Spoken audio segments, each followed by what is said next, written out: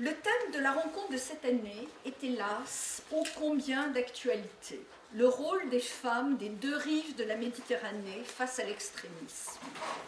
L'extrémisme, nous y sommes malheureusement confrontés de manière de plus en plus aiguë, sous différentes formes, des deux côtés de la Méditerranée. Djihadisme, comme l'attentat des Champs-Élysées nous l'a encore douloureusement rappelé la semaine dernière, mais aussi extrême droite. En 2002, l'accession de Jean-Marie Le Pen au deuxième tour de la présidentielle avait été un choc immense. 15 ans plus tard, le FN réédite cette triste performance, mais en ayant augmenté de plus de 2 millions de voix son score. N'oublions jamais ce double visage de l'extrémisme. En un an, que de tragiques actualités, que de preuves d'une avancée des extrémismes de tout genre. Pas seulement islamistes ou xénophobes, mais aussi populistes. Le Brexit ou l'élection de Donald Trump ont été des coups de tonnerre. Ils sont aussi un appel à réagir face à une catastrophe qui pourrait arriver. Chacun doit prendre ses responsabilités pour éviter le désastre. Chacun et chacune a un rôle à jouer.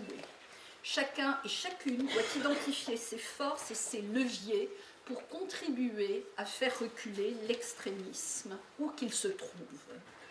Les femmes ont certainement un rôle propre dans cette entreprise, mais leur espace distinctif reste largement à penser au-delà des stéréotypes et des clichés.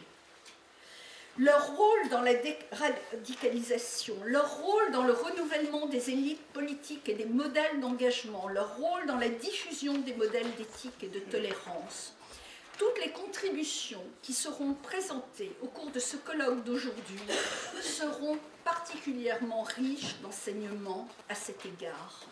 C'est en effet autour de la Méditerranée que se joue l'avenir de la paix, l'avenir de notre démocratie, de nos démocraties. C'est cette tolérance, ce respect de l'autre que les femmes sont les mieux à même de porter. C'est donc à la fois en qualité de secrétaire de la Commission des Affaires étrangères et de la Défense du Sénat, de vice-présidente de la délégation aux droits des femmes et à l'égalité des chances entre les hommes et les femmes, et de représentante du Sénat à la Commission nationale de l'UNESCO, mais aussi rapporteure générale à l'OTAN sur les questions de terrorisme, que je suis très heureuse de vous accueillir pour ces débats et que je voudrais remercier tout particulièrement notre présidente Zenati d'avoir une fois de plus initié cette réunion, ce dialogue si important pour nous tous. Bravo aussi au directeur général de l'ILSESCO, qui malheureusement n'est pas là aujourd'hui, le docteur Abdelaziz Othman Al-Zwaïchri, pour cette initiative si précieuse dans notre paysage politique et géopolitique. Merci aussi à son Excellence Madame l'ambassadeur Delphine Borionne, secrétaire générale adjointe de l'Union pour la Méditerranée, et à mes collègues Catherine Morin-Desailly, présidente de la Commission de la Culture, de l'Éducation et de la Communication, et ma collègue Corinne Ferré, qui a présidé une mission d'information sur l'islam en France, pour leur implication dans ce si beau projet. Je salue aussi la présence de parlementaires de Belgique, d'Égypte, d'Italie, du Maroc et de Tunisie.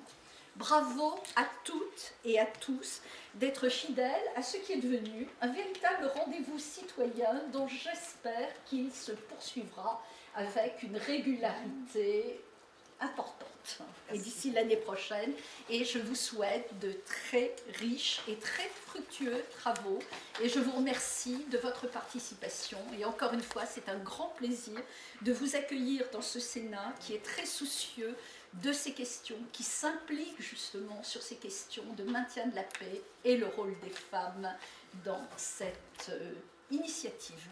Merci encore.